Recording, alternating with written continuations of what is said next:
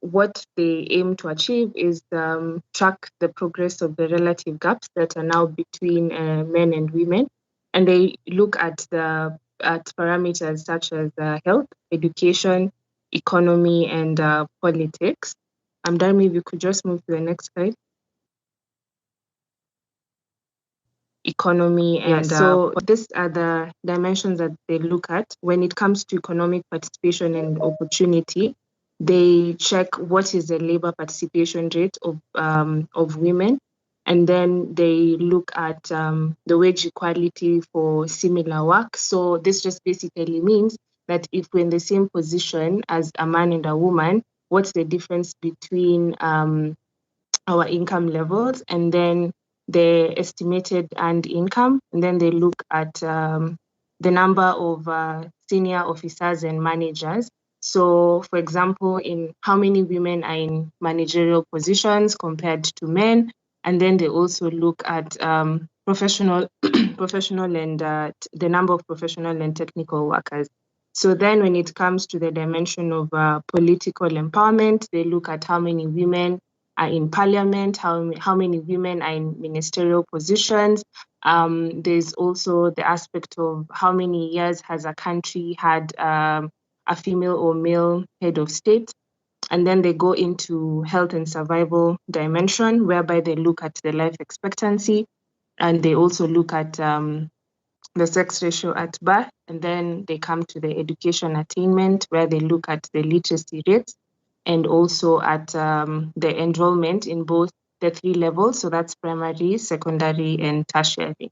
So how the index usually measures a score of 0 to 1. So with 0 being the lowest inequality, while 1 being the highest inequality. So this means that if a country has a score of 0.9, then it's performing better compared to a country that has a score of, say, 0.2, because the score of 0.9, it means that that country is closer to achieving gender parity compared to the one at 0.2. So for the report, the main intention is just how to find out how equitably are the wealth and opportunities distributed between men and women, regardless of how rich or poor a country is. So this year, the World Economic Forum benchmarked against 156 countries. So last year, if you go through the reports, last year they benchmarked against 149 countries. So this year they added countries such as Niger, they added Guyana, and also Afghanistan. So one of the shortcomings of the report was that if you go through it, there's a segment for commentaries whereby they picked particular countries, and they were able to explain the numbers in detail, as opposed to now whereby at the end of the report they have like all the country profiles, right? So okay, if you look at the numbers, probably I felt that because they explain the numbers for some countries, and for others they just give you a summary. So fine, country A has a score of 0.8, but yes, it's been performing better, but you probably cannot be able to tell from the report why is it performing better. Is it because that now they have more women in parliament, or is it that now they have come up with policy 1, 2, 3 that are able to promote the education of girls as compared to now the previous years? So I felt like that was a shortcoming in comparison to them just explaining for the few countries. So on average, Darmi, please go to the next slide. Yeah. So on average, globally, the distance completed to gender parity in 2021 was 68%, and this is a decline from 2020, which was 68.6%. So mostly it's attributed to COVID-19 and how it's affected the different dimensions that I've just mentioned above. So I'll go into detail later on. So this just shows that now globally, the gender gap is 32%. So we still as global citizens, we still have quite some work to do, because the report also states that at this rate, it will take us 135.6 years to achieve gender parity, which again, compared to last year, has increased, because as of last year, we were at 99 countries.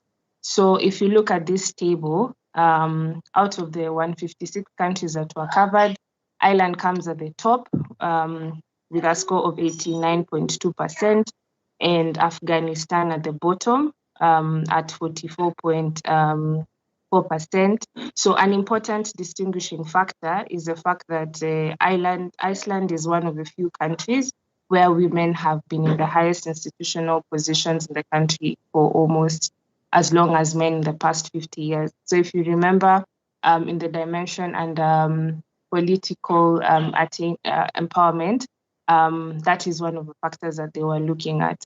So then out of the BRICS countries, you find that Russia comes at the top at rank number 81, and then India comes at 140. And then you can see Kenya's position at number 95 with a close gender gap of 69.2%.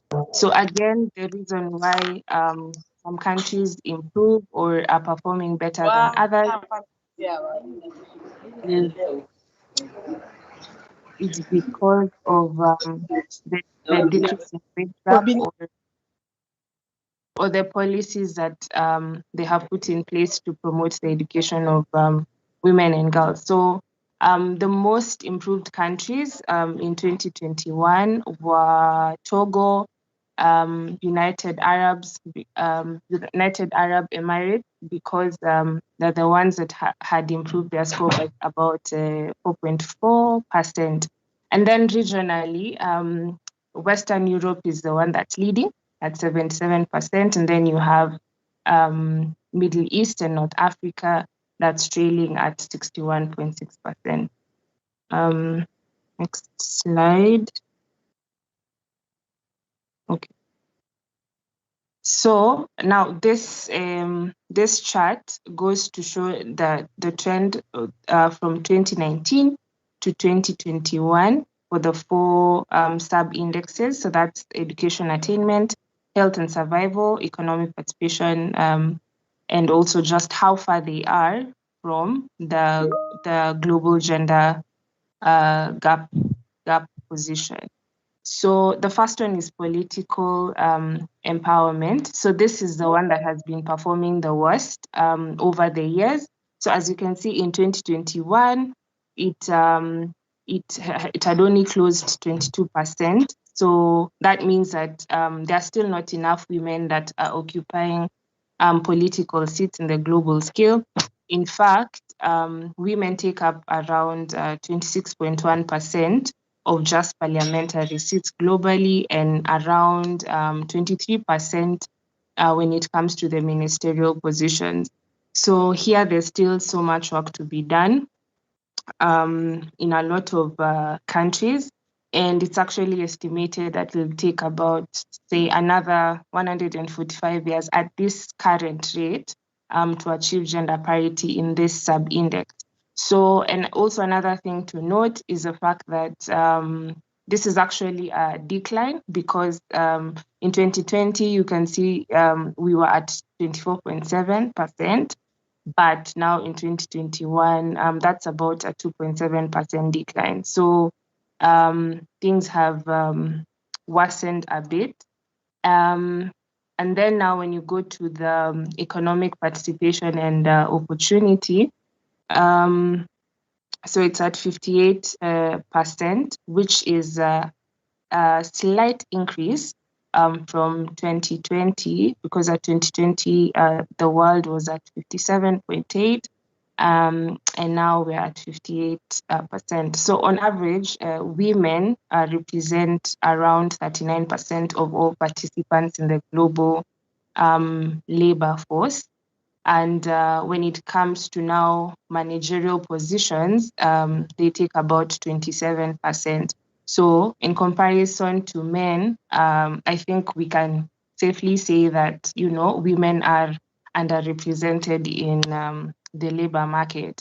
So it's still, if you look at those numbers, it's still, there has been progress.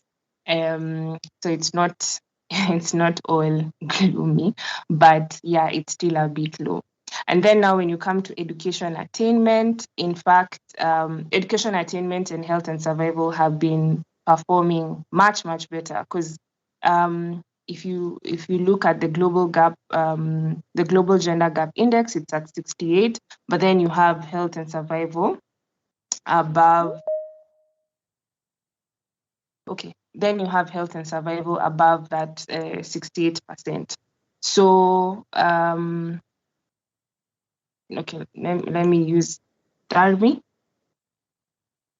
I think I can't see the chart anymore.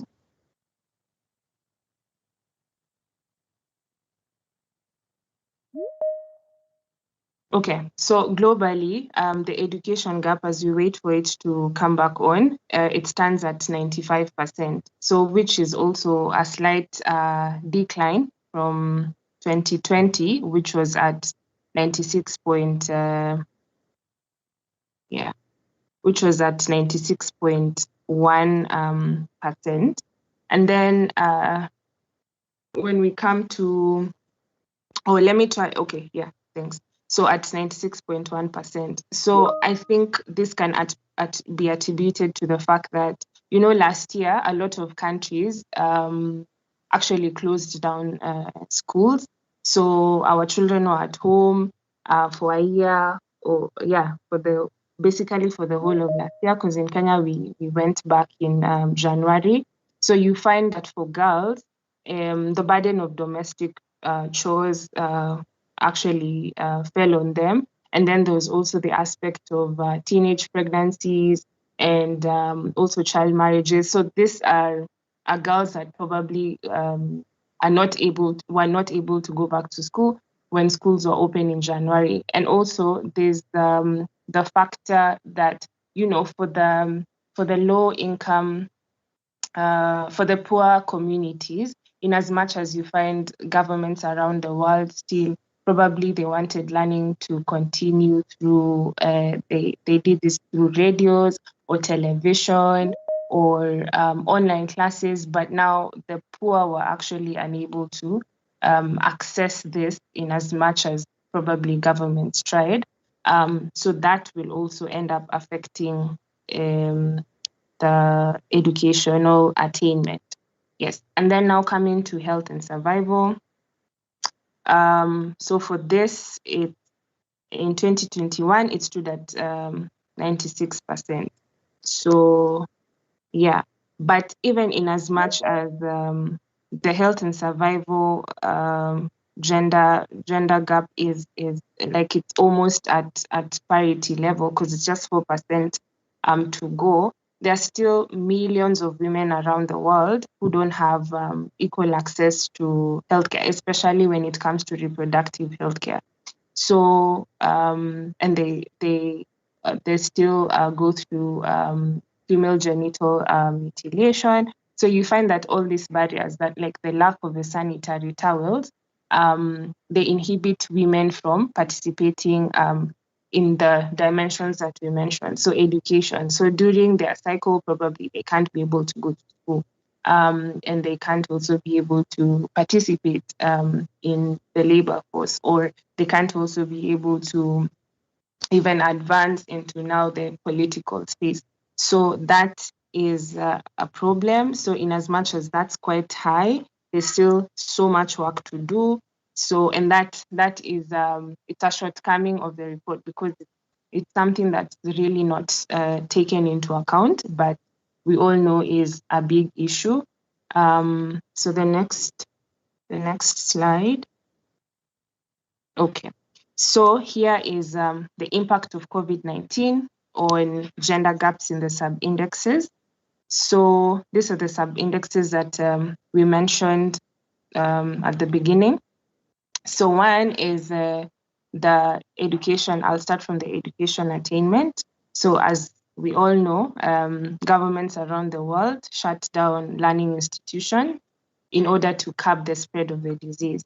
So once again, you the aspect of sexual violence against girls. There's the aspect of teenage pregnancies. There's the aspect of child marriages. Like, going to school for these girls, actually, all these factors usually reduces the exposure to such things. So therefore, now you find that because they are not in school, then they're exposed to this aspect. And then the second one, which is health and survival, it affected hospital capacity because you find that staff such as doctors and nurses who were in, say, particular working stations had to be reassigned to assist in combating the disease. So therefore, that whole manpower is affected. And then the second thing is that it really highlighted the fact that a lot of our hospitals don't have the necessary facilities to be able to curb a pandemic, and because there was lack of enough ICU beds. You had like in Kenya, we really complained about the shortages of PPEs. There's the aspect of the oxygen masks, and even now, like there are guys who they're going to hospital to seek medical attention, but they are told the hospital is full. So they're turning back guys. So guys have to find also other ways, and that really has affected these dimensions. And there's also the aspect for patients who needed treatment for diseases like cancer or diabetes have not been receiving the health services and medicines that they need since the COVID-19 pandemic began. So it's like everyone's attention is focused on COVID-19, so there's not much attention being given to these other diseases. And then now when we come to the economic participation and opportunity, it affected employment and also the levels of income. So like in Kenya, what I know is there are so many people who had to go through job cuts, income cuts. So for example, if you're being paid, say 100, now you have to take home half of that amount. And because guys are also working from home, and then there's also the aspect of rising unemployment numbers because now businesses were not able to sustain their employees as before. So cuts had to be made here and there. There was also disruptions in the transportation system, as you know, with air travel in the beginning, and then this now has changed a bit. And also services, like the service industry, that's tourism, and the informal sector, which is a large employer of women, was hard hit with this COVID-19 pandemic. So that just meant that probably more women were now unemployed, and that will widen that gap between men and women when it comes to employment. Now, when you go to the political empowerment dimension, because of all these issues that we've mentioned and that sense of hopelessness from citizens, they felt from job loss, or you want to go to hospital and you cannot be able to get that proper healthcare that you deserve. They expect government, like guys have been saying, government needs to do this, do that, do this. So they expect the government that they elected in place to do something for them as citizens. So therefore, depending on how dissatisfied people are or how satisfied some may be, a pandemic such as this can actually influence elections. So it affects, probably, maybe because I feel so dissatisfied, I might decide, you know what, I'm not going to vote, or it will affect how I vote. So in the end, this will have an influence on, say, the number of women or the number of men that are elected. And I think this one, for any changes, we'll probably notice it in the next edition or when a couple of countries have voted. So in conclusion, gender equality matters, and it's a discussion that I think is needed at both the national level and at the global level, because also of the cost of gender inequality. First, there's an unrealized potential of the impact of women, either on their families or the economy at large. And there's a report that was done by World Bank, Unrealized Potential, the High Cost of Gender Inequality in Earnings. And it finds that if women had the same lifetime earnings as men, global wealth would increase by about 24,000 per person on average. So for the 141 countries that were studied, that comes to a total of about 160 trillion. So that's a lot. That's a lot just because of gender inequality. So this just goes to show that now, because we can see as global citizens, we can see where the problem is, then it means that we should direct our limited resources, which is either now time or money, to be able to come up with policies that will help to curb gender inequality. So there must be an increase in the number of women in leadership positions, both in the public and private sector. And we should ensure that education is accessible to all women and girls, and also create free or affordable childcare so that more women can participate in the labor force, and provide access to safe reproductive health care. Yeah, thank you.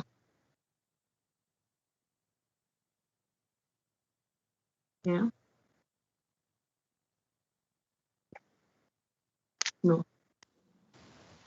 Okay, thanks. Dami, let's go to the second part of the presentation. Okay.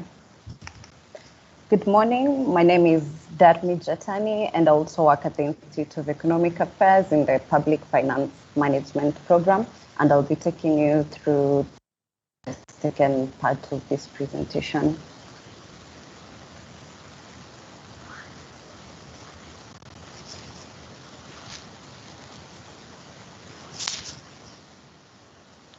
Okay, Fiona has taken us through what the picture looks like globally. So coming home, Kenya, so we are looking at how Kenya has performed this year, and also looking at a trend over the past 4 years, so including 2021, giving a 5-year trend on Kenya's performance. So it's evident from the chart on the screen that Kenya's performance has been fluctuating with a final score in 2021 of 0.602. As stated earlier, this score is on a scale of 0 to 1. So the closer you are to 1, the higher the gender parity and the further away. So as we see in 2021, we had a score of 0.602, and Kenya ranked position 95 globally. So what this means is there's been a lot of blame on COVID-19 also, but we need to be cognizant of the fact that Kenya's GDP growth has also been fluctuating from 6.3 in 2018 to 5.4 in 2019. And due to COVID, the growth was expected to drop to 1.4 in 2020. And the economy is hoped to recover, but now with the situation worsening in terms of COVID-19, this situation might be with us for a while. So I cannot only attest the drop in Kenya's performance to COVID-19.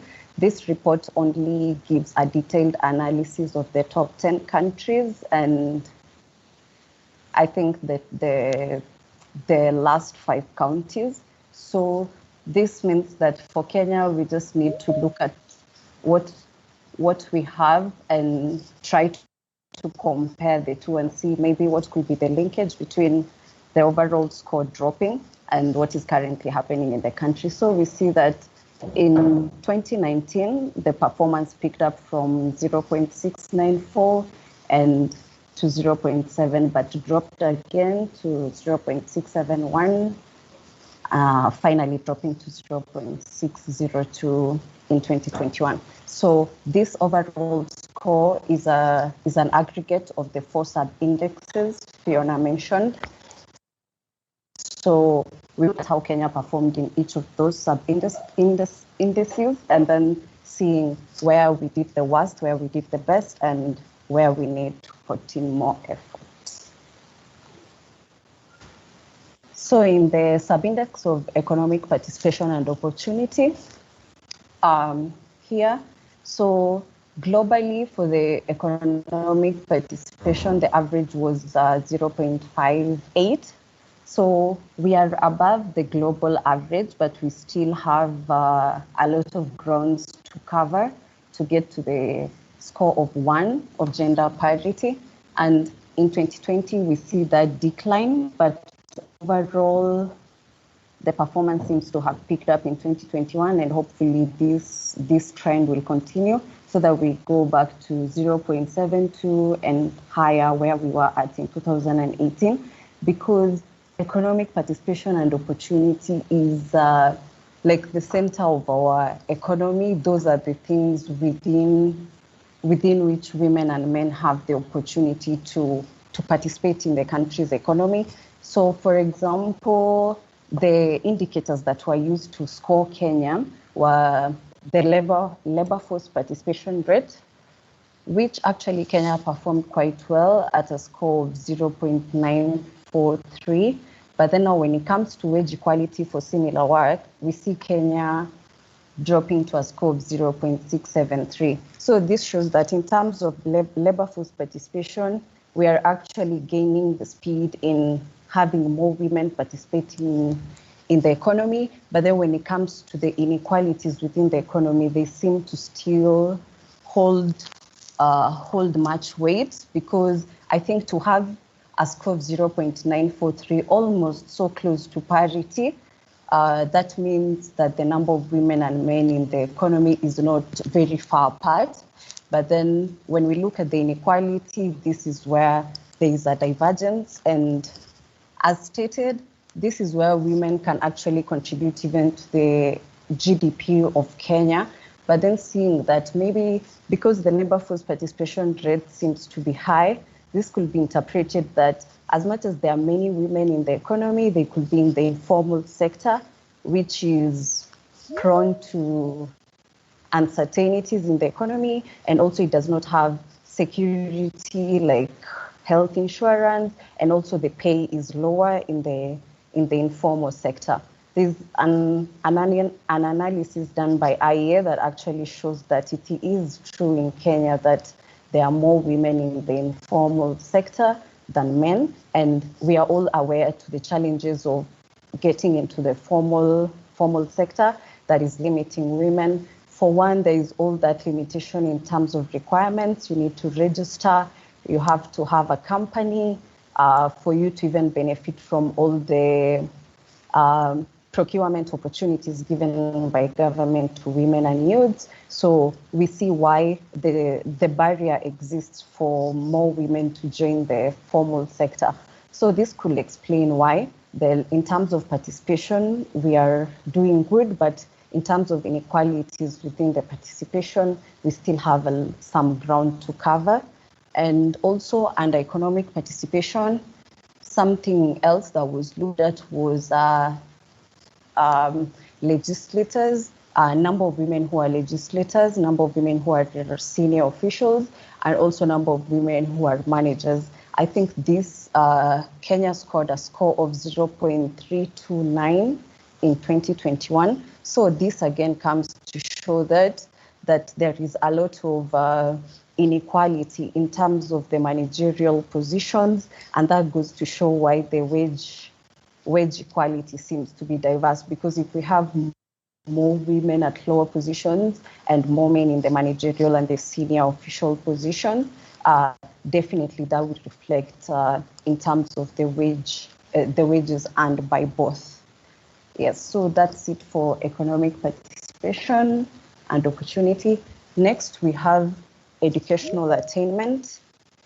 Again, in educational attainment, Kenya has done quite well. Actually, this is one of the areas where we are so close to parity. All our values are above 0.9, which means we have only maybe 0.001 or more to go so as to achieve gender parity in educational attainment. So under educational attainment, they were looking at 4 indicators. One was the literacy rate, second was enrollment in primary education, then enrollment in secondary, then enrollment in tertiary education. One great thing to note in this year's report is that Kenya ranked first in the indicator for enrollment in primary education, but then the score drops to 0.896 when it comes to secondary enrollment, and then it further drops to 0.73 for tertiary education. So this shows where the gap is and where the improvement needs to be done. It's not only enough to give the free primary education to enable all girls and boys to actually join primary school, but we also need to look at what is causing the decline in retention as we move on to the higher levels of education, so that we are able to close those gaps and get these scores to 1, because in the education sector, it looks actually quite bright for us, and this is a place where Kenya has been putting in a lot of effort, from free primary education to disbursing sanitary towels to school-going girls. I know there are issues in that, but still it shows that the little that is being done is actually reflecting in the scores. We also have the Female Gender Mutilation Board that is also struggling to eradicate FGM by 2030. So yes, so it shows that where effort is placed, the results are actually great. So and also we need to appreciate the relationship between education and also health and nutrition, mother and child, because there's a study done by UNICEF that actually showed that children of an educated woman were more likely to survive also, and they were more likely to have better health and nutrition. So this shows that as we achieve this gender parity in education, it will also have the butterfly effect of giving us all these other benefits of reducing early child marriages, because we'll have school, and also we've seen that in the labor force participation, women were mostly in the informal sector. So as they attain education, no doubt that number will reduce as more women gain the empowerment to actually shift from the informal to the formal sector. So there's that link. It is an improvement. So health and that Kenya has performed quite well, because as we see from the charts, even in health and survival, we've had a score of 0.98 for 3 years, and then it dropped to 0.975 in 2021. So again, there's been a lot of effort that has been put in terms of ensuring women are safe during delivery, and maternal health care is accessible and affordable. And then also we've seen the government's interest in ensuring that Kenya has a universal health coverage. They have already done the pilot in 4 counties, and I think the next phase has been highlighted in the budget policy statement. So hopefully there will be another milestone in the coming years. So this again shows in health and survival, the indicators that were being observed were sex ratio at birth and the healthy life expectancy. And we are at 0.944 and 0.948 for both. Although in my opinion, I think more indicators need to be used in health and survival to make this picture a bit clearer, because sex ratio at birth gives us the picture that maternal health care has improved quite well.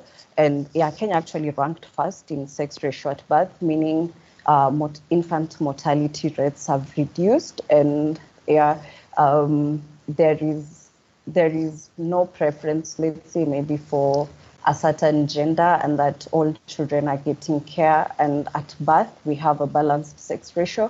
So again, when they incorporate all these maternal programs and ensuring that women get actually access to information and health services during this is actually a very critical entry point for also information and services, because as mothers get empowered on the good nutrition for their children and family, and also they get to understand even other diseases as they are taken through those programs. So this will actually ensure that both men and women will be able to make decisions concerning their health and also of their children from a more informed and empowered view. Moving on to political empowerment. So we saw that even globally, this is where the picture looks gloomy. The scores are the lowest in this index across the 4 index. So as noted by Fiona, what is being looked at under political empowerment is the number of women in parliament, of which here Kenya scored 0.276. That is to get the point of the score of 0.193 in 2021. It was an aggregate of all these, of the 3 scores under political empowerment that gave us the score of 0.193. So for the number of women in parliament, Kenya scored 0.276. So this goes to show that we are above, in terms of the women in parliament, we are above the average score for sub-Saharan Africa, but then still that score is quite low. And for women in ministerial positions, it's a better score than women in parliament, which is at 0.437. And then the third indicator, which is years with female head of state, Kenya had a score of 0 because, yeah, as we are all aware, we've never had a female head of state. So we understand the challenges that women face when it comes to vying for political seats. There is the stigma that women are not as good, and also the challenges of education, and also we know that it's been a long time coming for women to establish their ground in the political arena, and without support and policy changes, this score will. It is a low score, so we need a lot of policy changes and implementation of the existing policies in this sector to have this score move to 0.5, where Rwanda is at 0.53. So Rwanda is the highest in sub-Saharan Africa. So maybe we can look at what Rwanda is doing and other countries that have a better score and see how we can get there. So in terms of women in parliament in Kenya, we have the 2/3 gender rule for all appointive and elective government positions. So this goes to show that it is not being implemented, because 0.276 in parliament, I think it should be a bit higher if there was full implementation of the 2/3 gender rule, and the same goes for ministerial position. So we understand that political empowerment is key, because that is the position where policies are made, where decisions are made. So it's really important to have gender parity here, so that there is an inclusive economy where both genders are equally represented, and both genders get to participate in contributing to the economy. So political empowerment ties to all the other all the other indicators, the economic participation, because it is evident that there is a positive relationship between increasing the number of women in political representation and the increase in overall labor force participation, because as we have more people in the more women and men in this position, so that we have a balance, there will be a voice for both gender, hence having some equality. So this goes to show that as one indicator declines, it has a negative impact also on the other indicators. So that is the scenario for Kenya in this year's report. Moving on, I'll compare Kenya's performance in 2021 against other East African countries. So we have Kenya in the blue color, the first bar chart. So we see that Kenya has been performing the least in terms of the scores across East Africa. And it had me thinking that we have an economy that is growing better than the other East African countries, but it seems that we are not putting enough effort in ensuring that as the economy grows, everyone is growing with that economy and not just one gender or the other. So we see Rwanda, they've closed 80% of the gender gap in their country, and they have only 19.5% to go with a score of 0.805. Burundi also with a score of 0.769. We also have Tanzania with a score of 0.707, and then Uganda 0.717. So there's been also a lot of stories that maybe Rwanda's aim of women empowerment is all for PR, but we can clearly see that the actions they've been taking is seen in this cause. And so, for example, in Rwanda and Burundi, when it comes to economic participation and opportunity, women in labor force are actually higher than men in those kinds of apologies.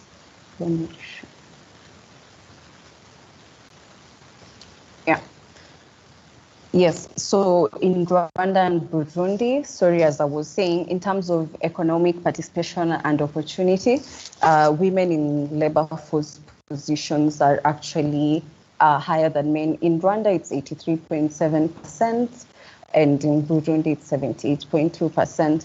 And also in Rwanda, when you look at the number of women in senior and managerial roles, in 2020, they were at 14.1, but you see that in 2021, they've doubled those positions, and it's at 28.6%.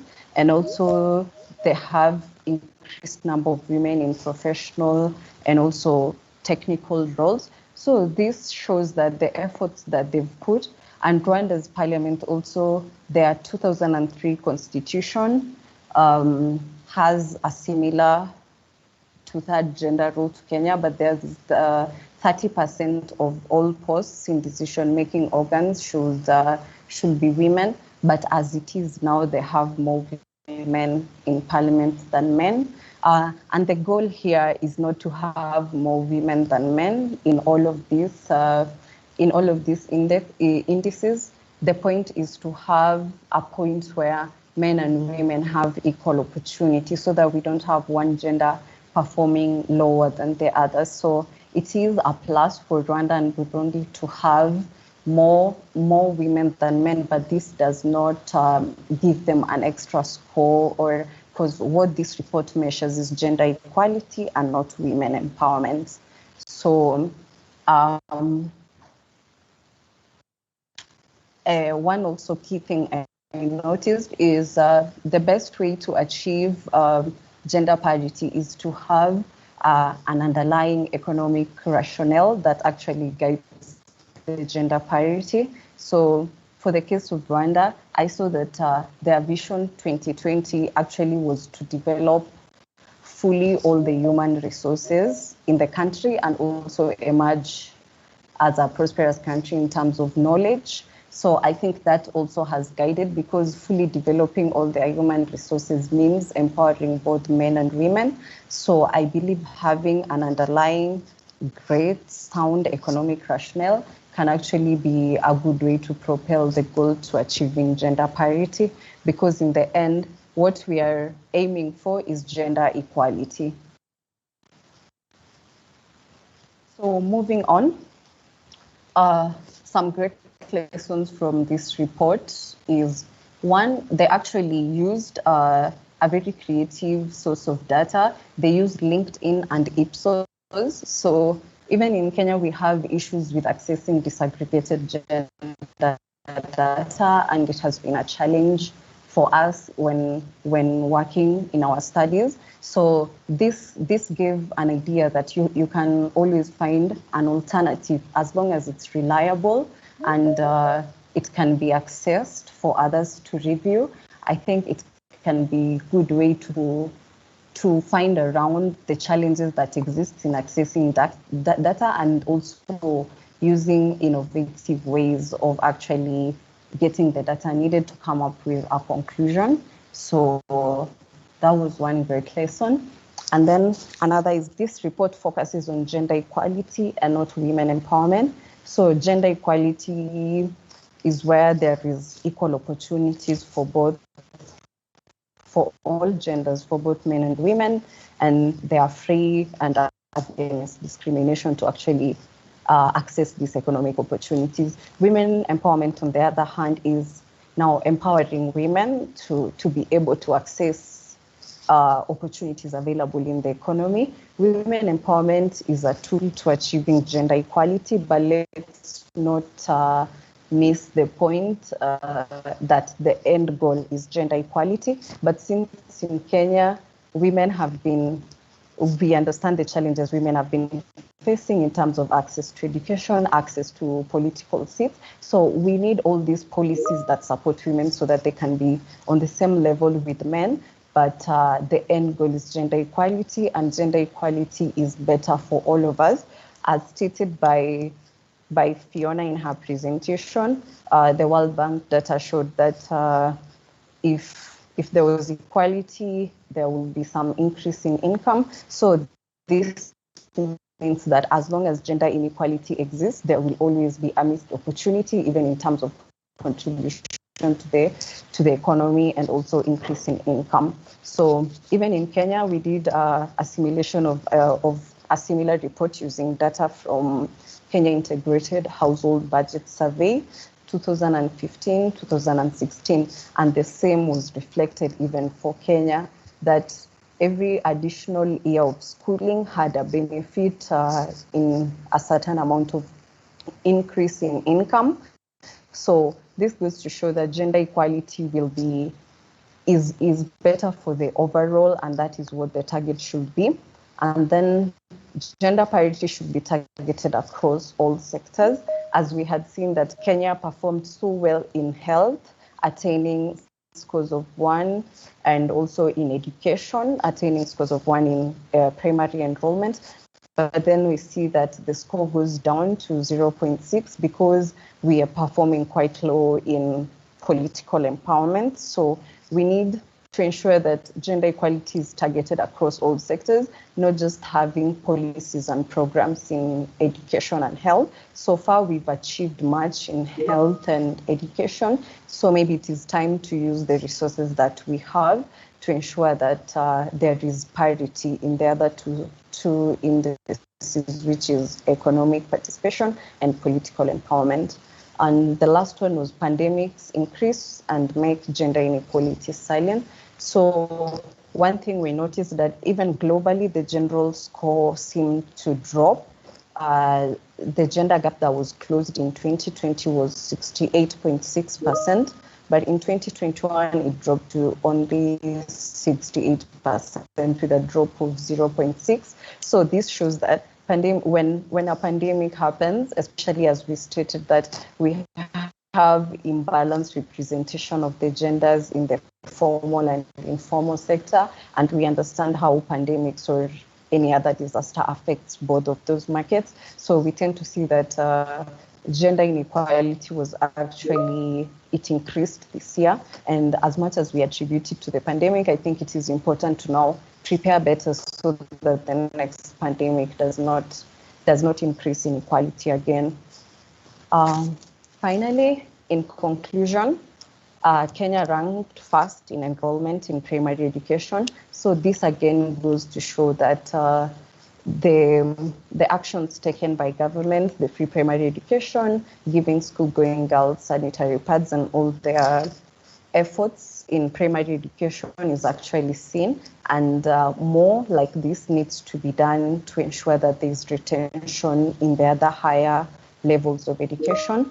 The same goes for health. Kenya ranked first when it came to the indicator of sex ratio at birth. So this again goes to show that the various initiatives taken around maternal health care in Kenya, like Linda Mama, the maternal programs at the counties that are being implemented, all these seem to feed into the good score that we see in health and survival. So, but now when it comes to political empowerment, the picture is different, and we are performing quite low, and this is even the same globally.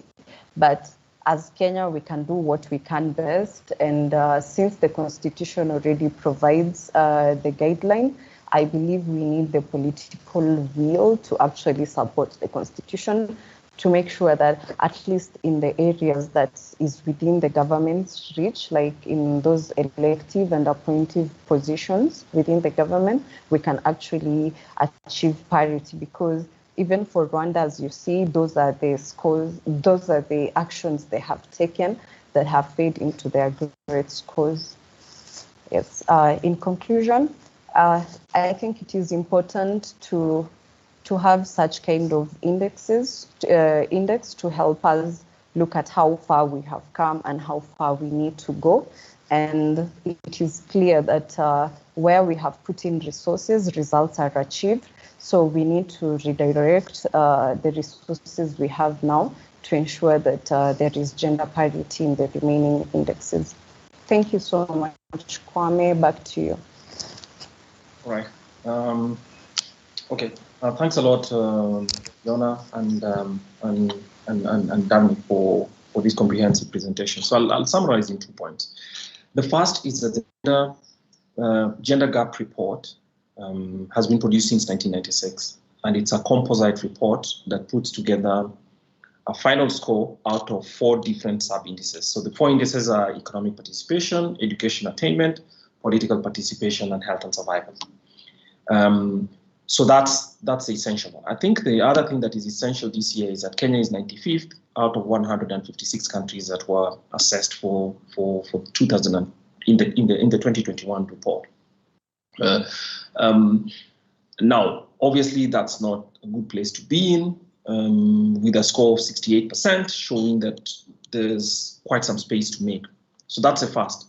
The second, obviously, is what one sees specific countries, or rather one sees specific things that determine how countries perform. And if you look at the countries in the top 5, obviously they tend to be Northern European countries, Northern and Western European countries, for obviously some of the reasons being how political participation, economic opportunities that are available to men and women, achievements in healthcare, depending on what the public health management systems are like, and obviously educational attainment, all depend on public services. So what this report tells us is that there are 2 things. One of those are basically things that come through public policy and public affairs.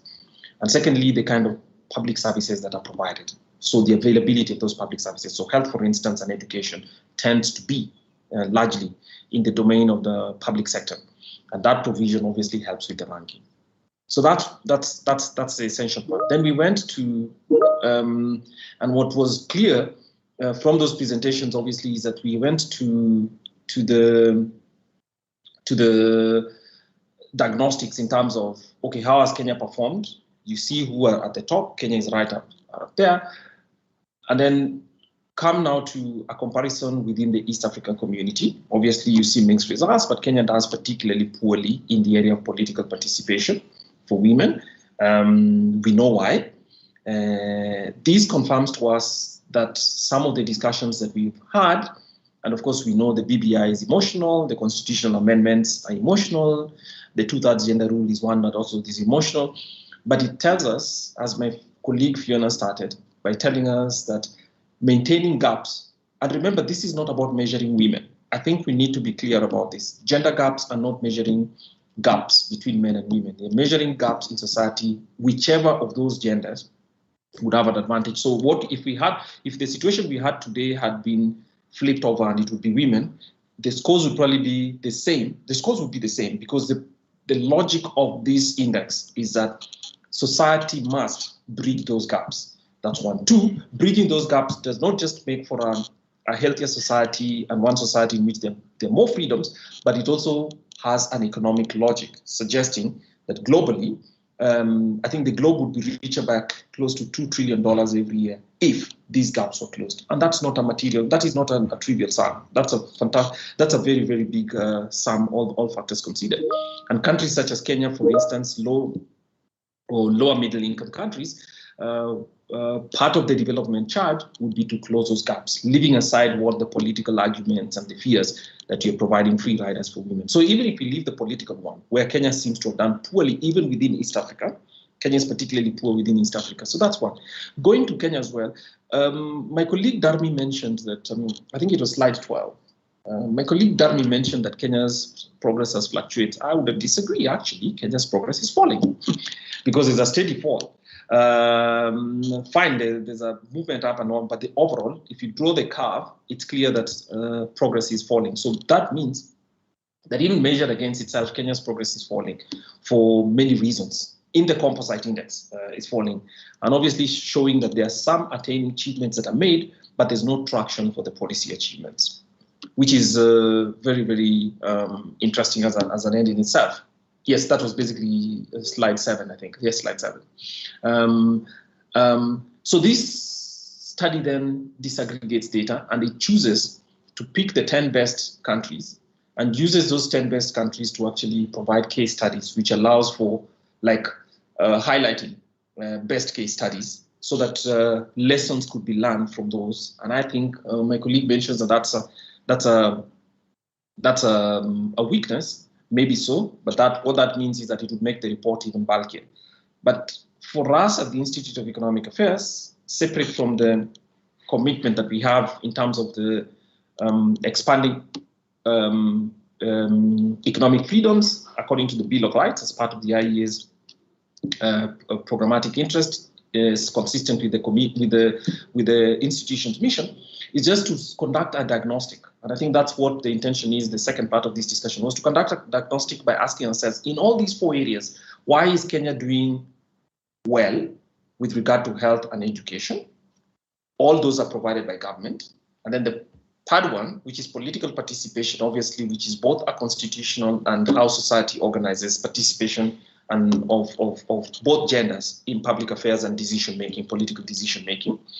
And then, of course, in the economic participation side, which is both public sector and also the private sector. So those are some of the impressions that came from me. But I'd like to thank my colleagues for trying to step it down for us, and I hope that it was useful. And you now have some familiarity with the index itself, obviously, and obviously its component parts. Darmi has mentioned that this index could be improved. I agree with her about some of the things it improved. For some of those areas, especially in education and health, the measurements that are used are very, very basic. Part of that is informed by the view that I think the World Economic Forum wanted to have indices that are easy to build into a composite, and one for which all countries have the data in a readily available manner. But I think that making the index more detailed is useful for the kind of policy discourse that the IE anticipates. We can start with this report and do it sequentially so that we can track the progress over time. Now, I'll have some time now to ask questions. And obviously, if you'd like to ask a question, please raise your hands. There's a chat box somewhere at the top of the menu bar. Is a face with a hand raised. So if you can click on that, I'll be able to call on you.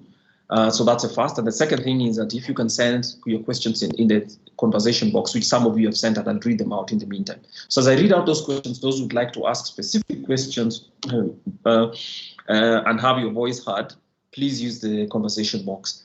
So let me start with the first one. The first one is from Herman. So you congratulate Dharmi Jetani and Fiona and says, seems to me the analysis is more about the equality of outcomes than equality of opportunities. So Dharmi and Fiona, please answer that question by Herman. I'll ask the three questions that I go and then I'll come back to you. So the first is by Herman. It seems to me the analysis is more about the equality of outcomes. It says that the analysis is the index is measuring the equality of outcomes than equality of opportunities. So basically, it's trying to determine outcomes as opposed to opportunities. Is that true? Please provide some question. Some response to that. And Abdirahman says, thanks, good lessons to pick. And he actually takes a specific screenshot, in which Dharmi says that gender parity should be targeted across all sectors. One low score affects the overall score. So I think that's true. And here what Dharmi was trying to confirm is just basically that it's a composite score. Because it's a composite score, if Kenya does vary, it doesn't matter if you're performing at elite level with regard to education and healthcare, as much as we concede that even that there's space for progress and that the indices that are used are very, very poor, very basic. But that if your gender parity is very poor, gender participation in political affairs and economic affairs is very poor, your overall score would still be. In other words, this index requires you to perform well in everything else. So I guess that's the bigger lesson. I think the other one is Kaman again. Considering we are doing quite well in education, what other parameter would you say would be useful to get progress in women's empowerment? So again, Dharmi and Fiona, I'll come back to you to answer those questions. And then the third question is from Jessica Musila. She asks, given political and economic participation are closely linked, what policy decisions can help improve the gender parity, especially for women? Will provisions of affirmative funds to women as individuals be helpful? So those are the first three questions. I'll start with, I'll reverse the order. I'll start this time with Dharmi. Take any of the questions that you can, and then we'll come back to Fiona. Dharmi, go ahead. Thank you, Kwame, and thank you for the participants, also. So I'll pick the question on the one where there is good progress. So, no, given that political and economic participation are closely linked, you are asking that what policy decisions can help improve gender parity, especially for women. I think for political and economic participation, because we also have those government commissions, government steps and agencies, departments, strict implementation to begin with of the two-third gender rule, because I think that is one that is within the government's reach, and which also can be, it's like easy to implement because it's not in the private sector, and the private sector has its own profit motives. But when it comes to the government sector, I think the two-third gender rule can be effected. So I think one is that, because that covers both political and economic participation. As we saw in economic participation, the indicators were also reflecting the labor force participation, number of women in senior managerial positions. So when it comes to even the commissions, anybody that is in the constitution, I believe when we implement the two-third gender rule, both politically and also in those government bodies, that could actually improve those two, because the policies exist, it's the implementation that's lacking. So I think that will do. And also about affirmative funds, I am not sure about so far what the cost-benefit analysis show, whether it's beneficial to give it to women as individuals. This is one of the areas IEA in partnership with KU is trying to do, a cost-benefit analysis to actually see what so far has worked for women and what hasn't worked, so that these programs and policies are evidence-based and not just because someone wanted to create a fund for women.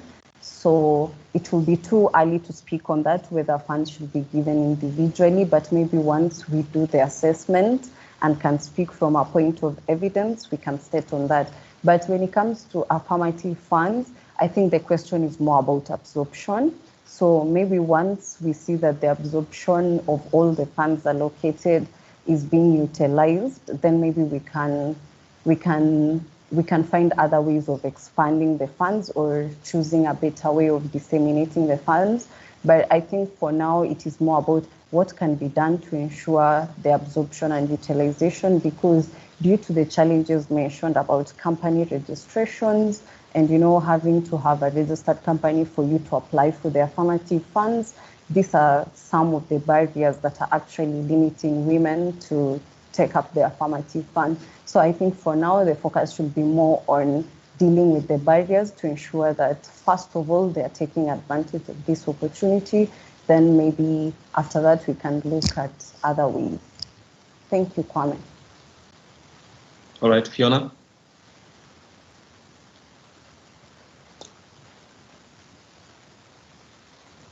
Fiona, you're next. Yeah, I'm here. Sorry. So just there's a comment by Wanjiko on that this is a poor gender desegregated data collection, particularly in the counties, making it difficult to know the position at county level, which in turn makes it difficult to track progress or its lack thereof. So yeah, as in the introduction, we did mention that this particular index by WEF is just at the global level, and then they have the country profiles. So for the country profiles, this particular index does not divide it, like for Kenya, it doesn't divide it in the county levels. So probably, yes, I agree, probably that would be also a good way to look at the gender gaps at the county level, so that we can be able to know where exactly the problem is, to be able to solve it. Yeah, and then there's another one by Haman on, it seems that the analysis is more about the equality of outcomes than equality of opportunities. So just to mention, the intention actually of this particular index is to find out how equitably the wealth that a particular country has, or the opportunities that it has across the different dimensions, are distributed between men and women. So when you look at the report and the different, like each dimension has specific attributes that they're trying to examine. So you can, by that, you can also tell that they're also looking at the opportunities. So it's not just the outcome, but it encompasses the opportunities and also the outcomes. I hope that answers that question. I think the rest were, Darmi has touched on that one. Yeah, I think that's all I have to say. All right. Thanks, Dami. And then there's the other question about I mean, our views about affirmative action, and I'm sure that you see these reports about gender equality and gender parity is about economic participation, education attainment, political participation, and health. So I'm not too sure that affirmative action would actually suffice to fix those gaps, because affirmative action is simply, rather affirmative action funds. So if you do affirmative action funds, which is to give women the opportunity to, say, for instance, you're giving the gender that would be disadvantaged, whether it's men or women, for instance, in economic participation. So you can give them money but that doesn't mean that they participate in terms of decision making, in terms of ownership of enterprises, in terms of jobs, and in terms of the differences in incomes. So I'm not too sure that affirmative action should be a fix, and it should be a momentary fix as you try to make progress, which is okay, but it wouldn't fix the gender gap. If that gap existed, and in the big spaces, rather with big differences such as what we see in Kenya. So my thinking is perhaps it doesn't. Bidarman Gorod says, sector level approach is also good and sets a sustainable basis and focus to empower and lift all through all the sectors. For countries like Kenya, a national approach might also help identify gaps and to focus policy support. Well, I think that's a suggestion, and I think Fiona has admitted to it. The question that I think has not been asked here, which Njiko has asked, Njiko Mungai, how can we get institutions such as the National Gender and Equality Commission to have teeth that ensure constitutional gender requirements are upheld? So that's one question.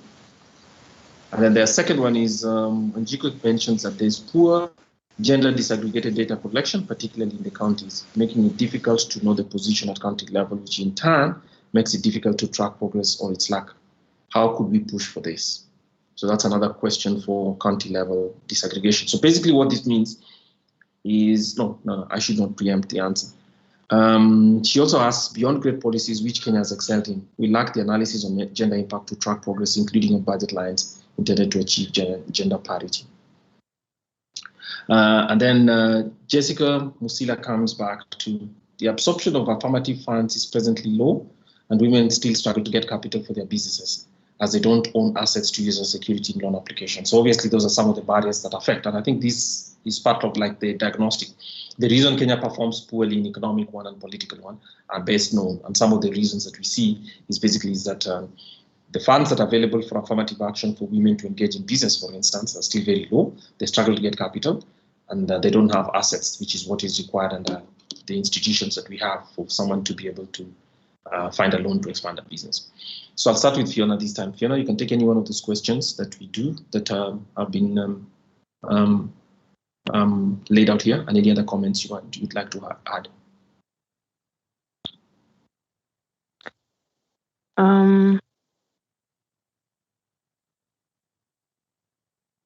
Can I get a bit of time to just go over them again?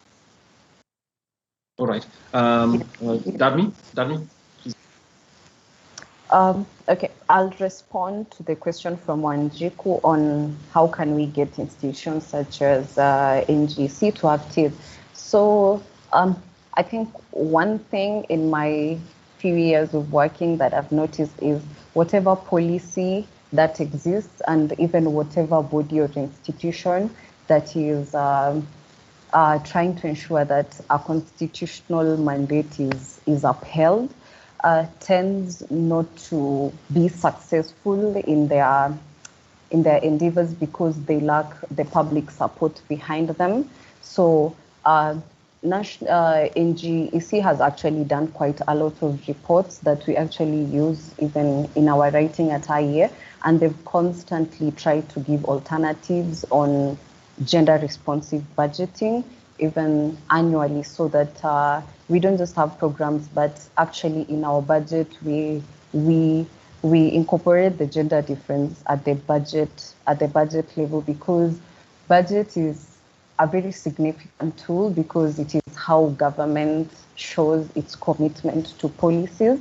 So the problem here is the policies do exist, but when it comes to the budget, it doesn't reflect the same. So this has been published in a report by NGEC, and that's why we say that report should have gained, a momentum in the public discourse, even through media, so that more people are pushing for, a gendered budgeting, so that there is an all-inclusive growth.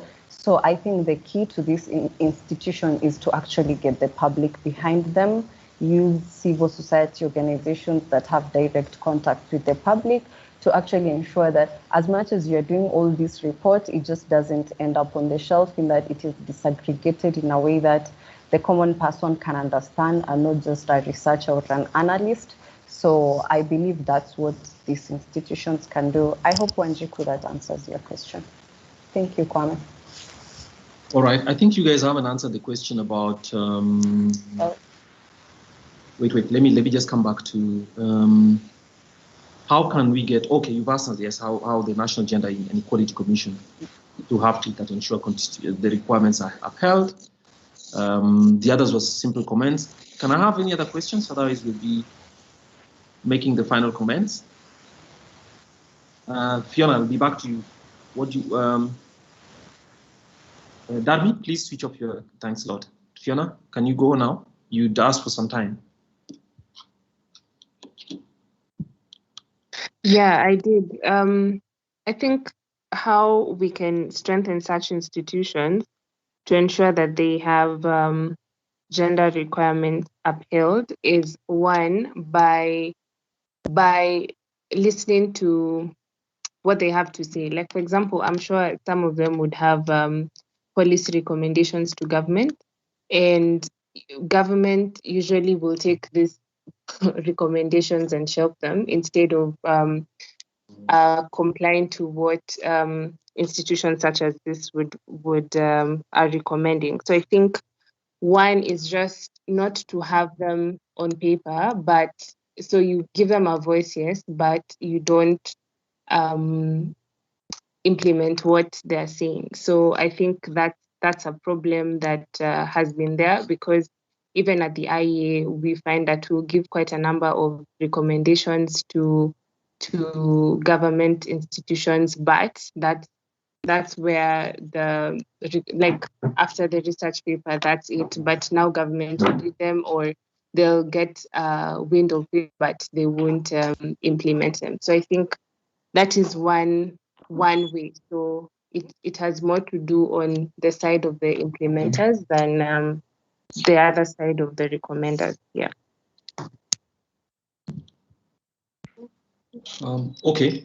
All right. I haven't seen any other questions, so I'll ask you all to make final comments. And as you make final comments, because I haven't seen any other questions, so let's make final comments. I'll start again with you, Dabney. Thank you so much, Kwame, for moderating this session for us, and thank you so much to all the participants who've taken their time today to listen to what we had to present. And the presentation and a recording of this webinar will also be available on the IEA website, so you can feel free to go back for referencing. And also we will follow this up with a write-up on the same, so for anyone who missed a point or would like to come back for their own writing, you can feel free to check the IEA website. And to conclude, I would like to say that in Kenya, we have the policies right. We have a lot of programs, and I believe we need to assess whether there are the cost-benefit analysis that I mentioned for most of these programs, so that instead of just renewing programs for the sake, that we are renewing them because there is a positive outcome. And also, yes, we keep pushing for the Constitution to be upheld and the two-third gender role to be implemented. Thank you so much. All right, Fiona, final comments. Okay, thanks. Mine is just to ask us to continue having such conversations, because as we've seen from the presentation, gender inequality is something that we need to try as much as possible to rid the world of, due to its cost and due to the benefits that it has once we achieve gender parity at the global scale. So yeah, so that's all I have to say. Okay, fine. Let me just read final comments by someone, Festus Odingo. He's just said that studies on budget lines on issues around sexual and reproductive health rights, land rights, gender-based violence, and women's economic empowerment exists, and findings point to the fact that there are extensive and good policies, yet in most cases it is not documented what budget lines are there for such programs. So this is a funding question, and I agree that part of the way to make progress around these issues is by government committing resources. But I don't think that it's about resources, just about resources, because if you look at it, Kenya has a bigger budget by far. In fact, the amount of money that Kenya spends is in a year in public spending is bigger than Uganda and Tanzania's put together. So this isn't a money. So directing, of course, as policy researchers, asking government to spend money in the right places is okay. But what I'm trying to show here is that this is not about, and closing the gender gap is not always about spending money. It's about the kind of policy that allows women, or rather, that allows either gender to participate fully, whether it's in economic, whether it's in the economy, providing public health, whether it's in education, and obviously in political participation as well. So I agree with you. Part of it is how we direct resources, but it's not just about money. That's the first. The second question is about, I'd like to come back to the National Gender and Equality Commission. I actually think that the National Gender and Equality Commission, if it simply used this report as part of building its advocacy, and I don't agree with you, Fiona, that the National Gender and Economic Commission should speak to government. They are government. It's established by the Constitution. So let's not treat government as if government is only the executive and parliament. The National Gender and Equality Commission is government because they are an institution set up under the Constitution, and obviously they're funded by public affairs. So my view would be maybe to simply ask them, to what extent do the findings of a report such as the Global Gender Gap Index, what does it tell them about what they are achieving and what their priorities should be? So at an appropriate time, perhaps we should have a conversation between the two of you and members of the Gender Commission to ask them, to what extent do you think that this report could be useful for the work that you do, whether they need to meet with Parliament, they need to meet with specific groups, they need to persuade, whether it's the Attorney General, to persuade different arms of government, who are their counterparties and partners. And it's not as if government sits out there, they're government themselves. So that, I think, is a useful one. The other is just basically to communicate. And that is one thing we've done pretty decently today. My two colleagues have shown that the failure, the unwillingness and the neglect of closing that gender parity gap, that gap, means that we are paying economic and social costs for it. And there's a penalty for refusing to close that gap. So basically, that part of national economic efficiency would come from actually trying to close this gap in a way that's aided, and in a way that actually makes the economy stronger and makes the society stronger. So closing that gap is like we are making an investment in Kenya itself for its stability, for its strength in the economy, and obviously for its versatility and stuff like that. So if there's anybody to be questioned, I actually think the National Gender Community and Economic Commission, they use all manner of things. They have a strategic plan, which I looked at just as we were having this meeting. But the point to ask themselves is, why is it that we had a constitution in 2010, and in the last 5 years, as Darmi and Fiona have shown, Kenya's gender gap closure, and remember, this is not comparing Kenya to other countries, just comparing Kenya to itself, has been reducing. And I think that's a report card suggesting to us that the National Gender Commission should do its work much, much better.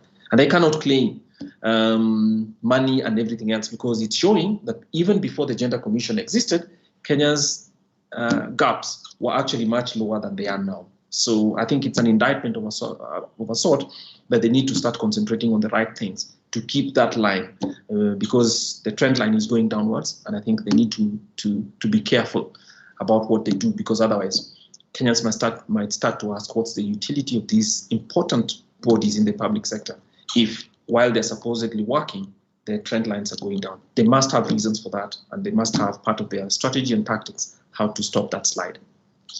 So thanks a lot to my colleagues once again. Thanks for the good work that you did. The promise we do is, this comes under one of the things that the IEA has done. One of the things the IEA has done is to show that when policies are made and when policy discussions take place, globally and even within the country, there are very many smart indicators, indices, and composite measurements of progress that are available that would be useful for public education on one side, but also for informing public discourse. And what we commit ourselves to do is to make sure that our audience, the members of the Institute of Economic Affairs, and any professionals who are interested in public affairs will help you to synthesize these documents and to help people to understand and to have discussions around what they mean. It might be useful for your work, it might be useful for the academy, it might be useful for policy discourse. But more importantly, understanding and synthesizing reports such as these and indices such as this is something the IEA is committed to in its strategic plan. And obviously, we too will look at gaps and where we can create new indices. We'll try to create them and use them for public debate because they're extremely useful ways of compressing complexity, but also understanding how complex policy is by understanding which areas focus can be made in. Focus and resources can be directed to ensure that progress takes place. So I'd like to thank you all again for being spending your morning to listen to this interesting discussion. We undertake that when this comes next year, my two colleagues will still, thankfully, be around to help us all to synthesize it again, to track this, but it's something we're going to track over time because we believe that right from the economics perspective and from the social perspective, that closing gender gaps, whether those gender gaps favor women or men, or disfavor one gender or the other, they need to be closed because there's an economic imperative, there's a legal constitutional imperative which treats men and women as equal, but more importantly, it also helps with social advancement, as this index has demonstrated amply to us. Finally, the Institute of Economic Affairs is an organization for professional members. If you'd like to be a member of the Institute of Economic Affairs, please go to our website. There are forms, fill them up, and we'd like you to be, because we are building our membership for this year, so that we can send many more conversations such as this, open up those conversations to you as well. And if you have a specific area that you think you could contribute in your own discussion, the IEA is committed to making those members and professionals available as panelists in our platforms. Thanks once again to Fiona and Dharmi. And obviously, while you're out there, I'd like us to all give them a clap. Obviously, they will not hear, but please give them a symbolic clap because they've done a fantastic job. And I'm glad for spending all their weekends trying to fit this and getting feedback from I and some of our colleagues. The presentations will be available on our website immediately after this. A link will be provided, and for all of you who registered, we will send you a copy of that link together with a copy of this video recording, which you might use later for your synthesis, for making notes, and for clarifying certain facts. And Fiona and Dharmi are also contributing to a separate report and other work around women's economic empowerment. So if you need to, they're like our in-house experts on that, and please get in touch with them. They'll be willing to help and also to give you any feedback, any updates around what the work that we're doing. Because let's remember, we're all human beings, and it needs all of us to be participating and working at our full potential, and closing those gaps is a development imperative. Thank you very much and have a good morning. And once again, thanks to my two colleagues. Have a good day.